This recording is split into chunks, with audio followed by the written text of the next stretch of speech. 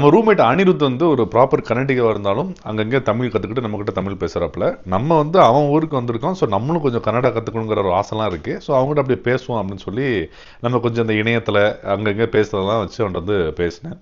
அவங்ககிட்ட போயிட்டு அப்புறம் ப்ரோ ஹேலு ப்ரோ அப்படின்னு சொல்கிறேன். அவன் வந்து ஒரு மாதிரி முழிக்க ஆரம்பிச்சிட்டான். திருப்பியும் ஹேலு ப்ரோ அப்படிங்கிறேன். அவன் ஒய் ப்ரோ அப்படின்னு சொல்லி கேட்குறான். எதுக்கே இந்த மொழி முழிக்கிற, நான் வந்து சொல்றா அப்படிங்கிறதுக்கு கன்னடத்தில் ஹேளுன்னு சொல்கிறேன், அதுக்கே இப்படி பார்க்குற அப்படின்னு சொல்கிறேன். அவன் சிரிக்க ஆரம்பிச்சிட்டான்.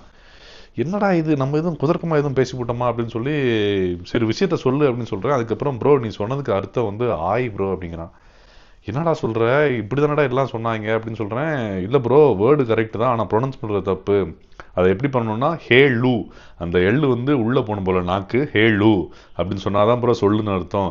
ஹேலு அப்படின்னா வந்து அது ஷிட்டு அர்த்தம் அப்படின்னு சொன்னால், பார்த்து பேசு ப்ரோ, வெளியே எதுவும் கொஞ்சம் மிஸ் ஆச்சுன்னா கூட லைஃப் மிஸ் ஆயிரும் அப்படின்னு சொல்லி எனக்கு வந்து வார்னிங்லாம் கொடுத்தான்.